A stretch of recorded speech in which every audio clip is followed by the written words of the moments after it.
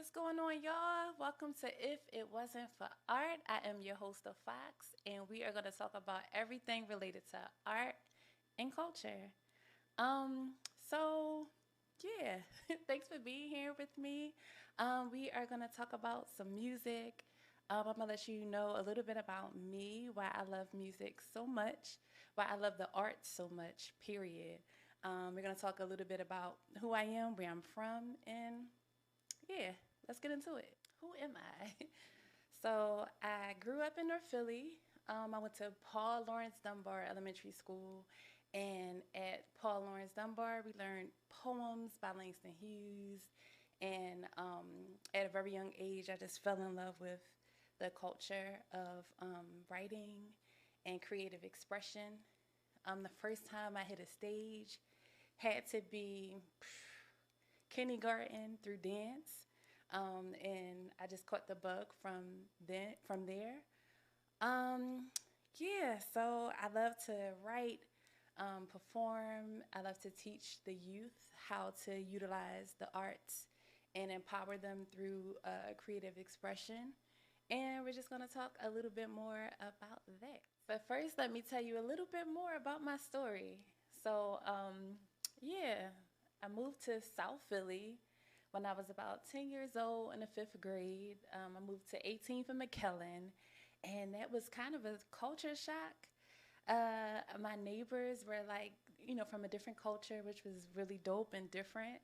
And yeah, and we lived there for about a year. And then my dad moved us to South Street when he met my stepmother. And I lived on South Street for about 10 years. And I miss having neighbors. And my friends in South Philly told me I wasn't from South Philly no more because technically that was Center City. So I kind of got kicked out of South Philly a little bit, but it was dope living on South Street, being surrounded by the arts and all of the culture. I didn't have neighbors, so I always was meeting somebody new. Everybody just showed up authentically as themselves. I would see punk rockers and celebrities just walking to school. And yeah, it just made me want to dream. So one time I remember watching videos. Oh, wait, backstory. I wasn't allowed to listen to hip hop. My dad was really strict. So I used to have to sneak and listen to music or sneak and watch videos. So this one time I'm sneaking and I'm watching a video and it's a Music Soul Child's video. Just friends, right? So I'm like, oh, this is dope. You can clearly see he's from Philly in the images. So I'm like, oh, that's dope. So I watched the video and then I go outside to get like a Slurpee or whatever. So I'm coming back with my Slurpee and Music Soul Child is sitting on my steps. I'm like, yo, are you the guy that sing that song?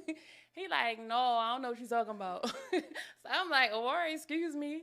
So I get my key to get into the door, and he starts laughing. He like, no, it's like, no, it's me. So I'm just like, oh snap. So I'm just telling him like, I think the song is dope. I just watched the video, and he tried to get me to sing the song. I'm like, I'm not doing that.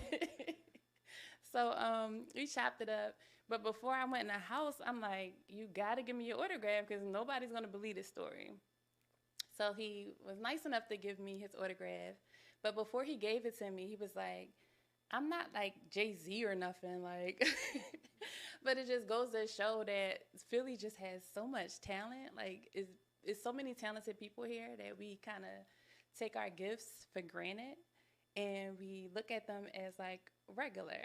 And yeah, Philly is just such a special place with so many people that are, just super talented. So, yeah. And I plan to have some of them on the show as a guest to learn more about who they are and their talents. So, speaking of talents, let's get into some of my musical influences. So, who's first up? Ready to Die. Oh man, that record was so classic. Talking about Big is super easy, but some of the joints on there that like really inspired me and my artistry had to be Juicy. I remember the first time I heard it coming out of my father's speakers. Of course, he wasn't home, and we weren't allowed to touch the speaker either. So I hope you don't see this. But we were listening to the radio, and Juicy came through the speakers, and I'm like, okay, the music sound like something my dad would play, but it was new. So that contrast between the old sound with like something new was really intriguing. But just I remember him rapping about his neighborhood and just poverty, but with so much pride. And it made me like look at my neighborhood differently. Like at the time we were living on 18th and McKellen, and it was kind of rough. Where I lived in North Philly was 15th for Oxford, and that was even rougher. But I never felt like prideful about where I was from, or my neighborhood, what it looked like. It was ran down. It was cracked vials on the ground, and like to hear Big talk about Brooklyn with so much joy and pride, and even though he didn't have it, he wasn't ashamed of that. And not only did he talk about not having it, he talked about um, actually achieving something better. So it also gave me hope. Like, wait, it don't have to stay this way. So yeah, so Juicy was like super inspirational to me. What's another record? Everyday Struggle. Everyday Struggle was another one. Just hearing him say, I know how it feels to wake up effed up. Like, pockets broke is another, like, yo, like, okay. He was really, like, putting emotion into his lyrics, and I felt where he was coming from, even though I'm not a black. Right. Like I'm not a black man, of course, but I had black male cousins that was in the same line of work that he was rapping about, and I remember like just like watching them, and like I was able to connect to the content, and yeah, just the pain behind those lyrics. What's another joint? Ready to Die was just like such an amazing record album, but what's another one? Oh, I get what Warning. Is it Warning? Yeah, Warning was on there. So I'm a super big fan of storytelling, and Warning was like a movie. I remember listening to it and just being drawn into the stories that he was telling. I love the way he utilized his syllables and made his voice match the production, and it just became another instrument. So yeah, Ready to Die was super influential. Another really influential song off the album was Suicidal Thoughts. Like, I don't, I think, I don't think Big get enough credit for being like that courageous to talk about mental health so early and so soon without fear. Like, how do you just have a song called Suicidal Thoughts and like rap about doing that? Like, that was super like ahead of his time, super vulnerable for him to like open up and kind of let us into the psyche of a young black man growing up in his environment at that time. So that was a super super powerful song. I remember hearing it and being like, yo, just wanting to like know more. So next up on my top 5 most influential albums goes to Nasir Jones. It was written. Oh my goodness. I remember being at my cousin's house in Mount Airy. He had like a massive CD collection, and he would let me go through his CDs. And I stumbled across it was written by Nas, and I remember just listening to If I Ruled the World like a million times. I love Lauryn Hill, of course, but I would take my pen, my notebook, and write down the lyrics. Like I would listen and stop it and then write it. And then I would like study his bars and flow. They probably thought I was crazy. um, they had a finished basement, and I would be in the basement listening to music and watching videos for like hours at a time. But yes, it was written was it was such a classic record for me. Such a classic album. I remember hearing the message by Nas, and it had a Sting sample. So my dad is a huge Sting fan, so I recognized the beat from that, and just fell in love with the message also. What's another one? Street Dreams. So I remember watching that video like a million times, like all of the colors, and just dreaming of going to where they shot the video. I actually went to Vegas to celebrate my birthday this summer, and I caught Nas. He was celebrating Illmatic. So to see him do those records in Vegas was like a childhood dream. It was so classic. So yeah, Nas, I'm a huge, huge Nas fan. It was written such a classic. Another record is Affirmative Action. Oh, I remember when I heard that Foxy Brown verse when she used the numbers. I was like, she killed that joint. So just him having Lauryn Hill and Foxy Brown on that album was just like super dope. So yeah, it was written was a classic, definitely influential to me. Another album that was super influential has to be The Locks. Money, Power, and Respect. Ugh. I remember that was one of the first cassette tapes I ever purchased. I told you I lived on South Street, so went to Tower Records. I had my little money saved up, and I purchased my Money, Power, Respect cassette tape. And my pop filmed it, and he took my tape. Oh my goodness! But yo, that joke was so classic. He didn't take it before I could like memorize all of the songs. So, if you think I'm Jiggy was like the song that got my attention, but All for the Love. Oh, I remember when I first heard that song, like the sound of it, and Jadakiss, like his voice with the contrast of the beat, like his voice was so raspy and like gritty, but the beat was so melodic. Yeah, All for the Love was like super, super dope. I Want to Thank You was another one that I still listen to sometimes just to do yoga. I do yoga to the Locks, don't judge me. What's another one? Of course, Money, Power, Respect. Like, that's a classic, of course. But yeah, um, the Locks is like super legendary. Oh, I do have a cool story about the Locks too. I went to see them for their 30th anniversary show when they came to Philly, and was able to meet them, and got like an autograph. It was like really, really cool.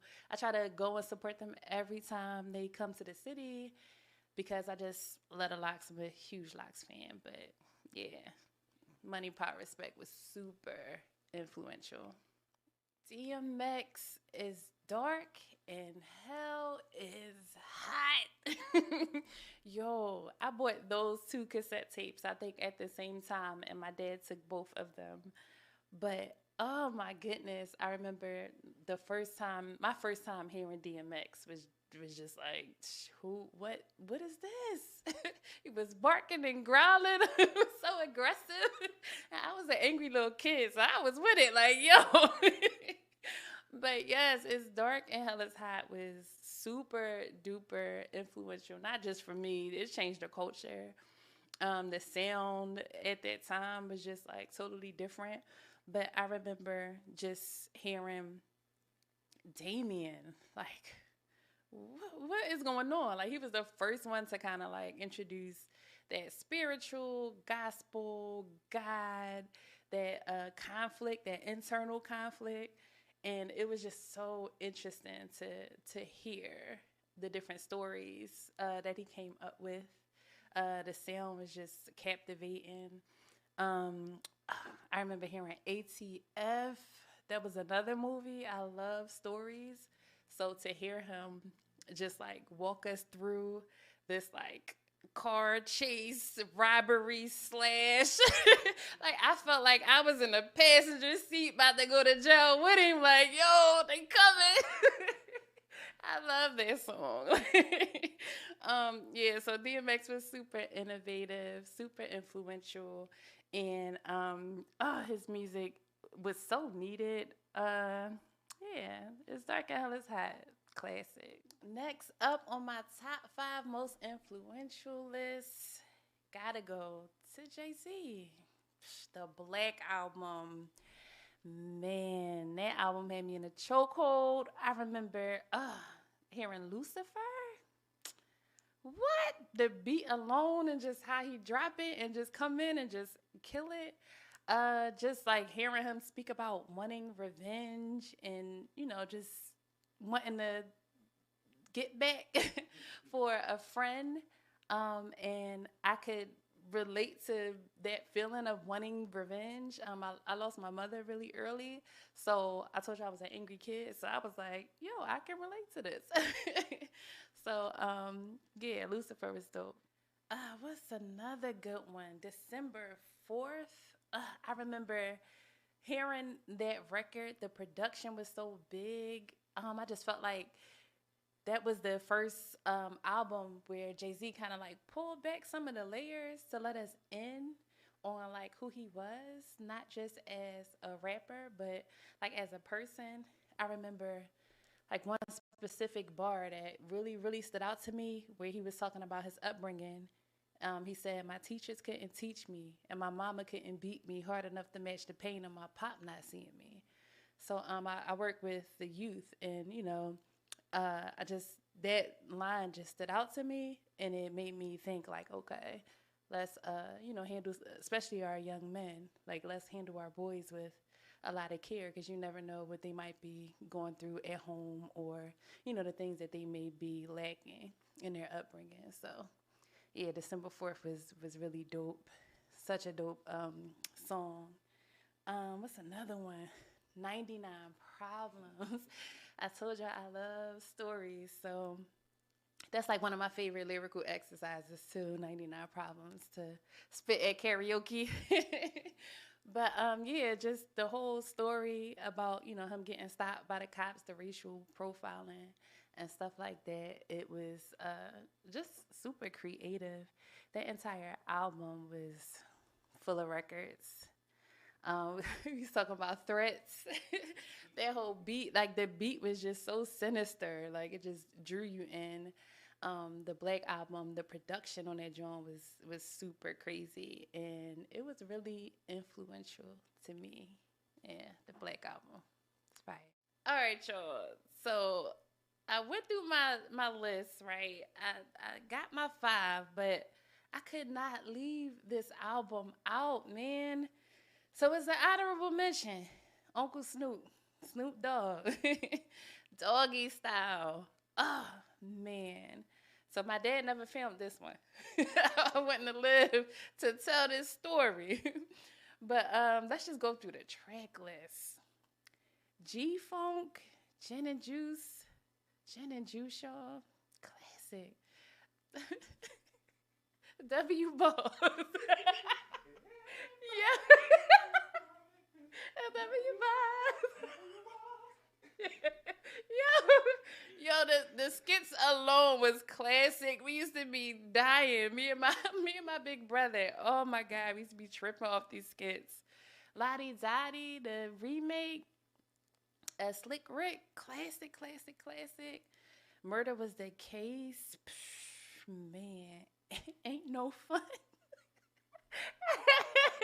Ain't no fun. Was so classic. Like, man, those. I don't recommend this to the kids, but man, if you're over 18, this record was crazy. Doggy Dog World. What else? Jeez and Pump. Pump was my favorite joint. That joint was just like so gangster. The beat, the production was so hard. Snoop was so laid back and chill, but like his pocket was always everything.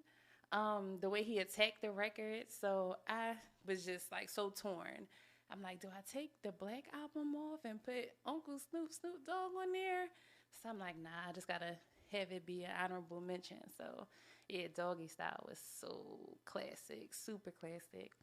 And that concludes my list. I hope y'all liked my list. I hope y'all could relate to some of it. I feel like a lot of the internet is about the people and what they're doing and who they are, what they ate, who they date, but it's getting away from the music that we all love. And I just wanted to celebrate the music that influenced a lot of my creativity and the reason why I fell in love with the music and the art. So yeah, that's my top 5 most influential albums in no particular order. Now, before we get out of here, I just want to give a special thank you and shout out to the Clock Bar, the legendary Clock Bar, for being one of our sponsors for the show. Yeah, if you're from Philly, you already know the Clock Bar is legendary. If you are from out of town, come during the day. But yeah, they have karaoke on Tuesdays, old school karaoke. So if you're looking for a good time, you want to, sing, have fun, check out the Clock Bar on Tuesdays. Also, Black Girls in Green Spaces is just a give back mentorship and goal setting for young Black women between the ages of 10 and 24. There'll be stretching with yoga, journaling. We'll be reading books, and yeah, just trying to keep young Black women out the way and into positive things. Another special shout out goes to Uptown Barbershop. Shout out to all of the Black owned businesses in the city. You can follow us on Coffee or Tea Philly or The Fox on Instagram. That's DAPHOXX. And that concludes this episode. I hope you guys had a good time chilling and kicking it with me and just reminiscing on some classic hip hop. Peace.